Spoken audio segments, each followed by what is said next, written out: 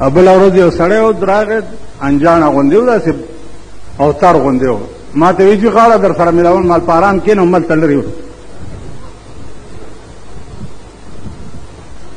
ویل نه نه جي لږه غاړه ملاو مال زه پوه یم ستا په غاړه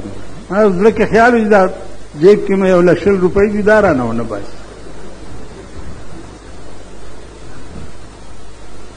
نو نن سبا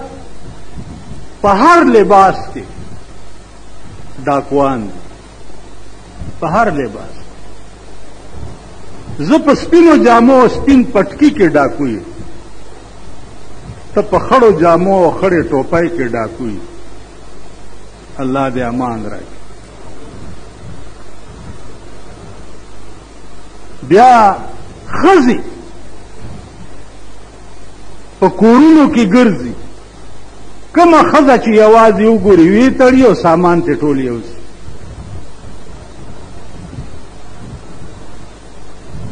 زمونږ شاته د دې بچیانو کور ته یو زنانه ننوته یو ساعته خوا دې خوا وګرځېده چې بیا راوتتې نه 50,000 که 100,000 روپو بانډونه یې نه بیا وړي تر ننه هغه ښځه بیا پیدا نه شو ښځې سړي هلکان ټول ګڼ کپان بیا که نورې څه نه ګرځي په لاس باندې د جواری پړ شروع یا چرس او پوډر په خدای باور وکړي چې میړه پوډر خرڅوي د هغه د مرګ نه وروسته بیا ښځه پوډر خرڅوي ښځه هلکان وله راځي نو زما عزیزانو دا د الله پاک گرفتونه دي په رنګ رنګ شکل کې څوک یې په سرنګ کې نیولی څوک یې په سرنګ کې نیولی څوک یې په سرنګ دلته که د چا غلا وشي که د چا جیب ووالی شي نو د خر په ځای کولال داغلی کېږي پلانې سړی راونیسي هلکه څه چل دی وایي د 33 کاله مخکې د ده نیکه یو غلا کړې وه نو کېدی شي چې هرک په ده کې هم را روان نو پولیس یې غربۍ غربۍ غربۍ یا د یارې مه وایي چې کړې مې ده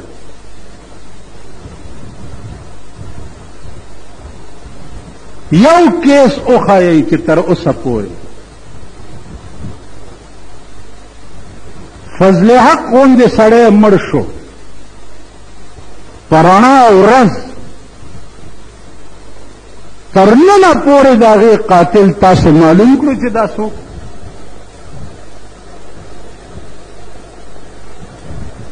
دا انټیلیجنس دی او دا سی آی اے دا او دا سپیشل برانچ دی او دا سی آی ډي دا 1500 محکمې دي اربونه روپۍ پې د ملک خرج دی یو غل نشي نیوی یو غل دا په دې سوزکو کې چې دا خلک ځي په هر علاقې باندې د جیب وهونکو ډیوټۍ لګېدلي د هغې یو بادشاهي او لاندې تېنه سټاف وي ته به نن په دې روډ دی ته به نن په دې روډ دی سوزکی کې به ودرېږي چې کوشې جیب کې به دې څه نه وي د تیراوالې ښځې خبره ده زه یې ورپسې روان و ته ورک شو نو په بازار کې چغې والې چې وا توره کټوخه بچای مې و چنجان ګانی مې ور کړی و خو چې ایسې مې وکاته های مې پر کور و چنجان ګانی مې لاس کې ور کړی و چې وروسته مې وکاته های مې پر کور و بچی مې نه و نو چې سوزکي نه کوزېږي های به دې پر کور او که ته په لارۍ کې روان یې و اکسیډنټ وکړي او مړ شي نو ستا غریب رانیولي ته په لارۍ کې په اکسیډنټ مړ کړي که د چا وس د هلیکاپټر دی نو شپږ حکمرانان د پاکستان چې دي په هلیکاپټر کې ناست دي او په ملتان کې راوغورځوي او ذره ذره یې کړي که نه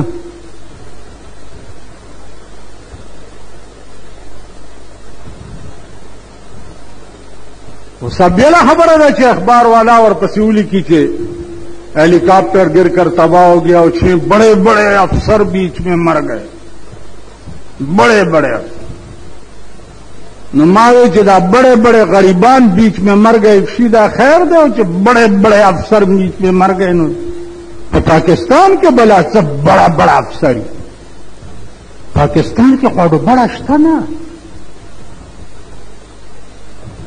कसम पे खुदाए दे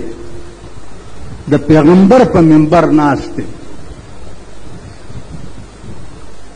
چې یو امریکایي راغلی او پاکستان ته په کې ډېر ورځې وګرځېد نو لاړو امریکا کې یو بیان ورکو وی ما خدای نه منلو چې خدای شته او پاکستان ته چې لاړم نو خدای مې ومنلو. چا ورته ولې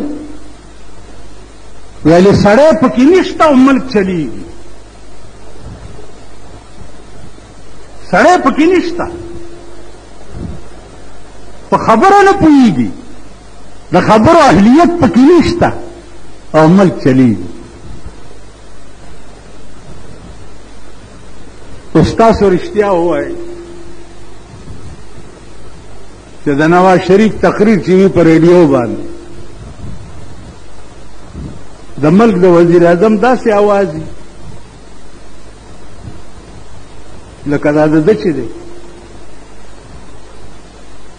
پڼه پڼه پڼه پڼه پڼه پڼه پڼه پڼه پڼه پڼه پڼه په خبره څوک نه پوهېږي. ورپسې بل هغه نظام الدین اولیاء وګوره، نو عزیزانو سړی نشته او ملک چلیږي. که دا د دې منبرانو خبرې تاسو واورئ، که د حکمران طبقه خبرې تاسو واورئ، اریان بشئ.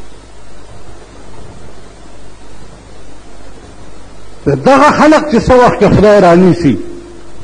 نو نیولې بیا داسي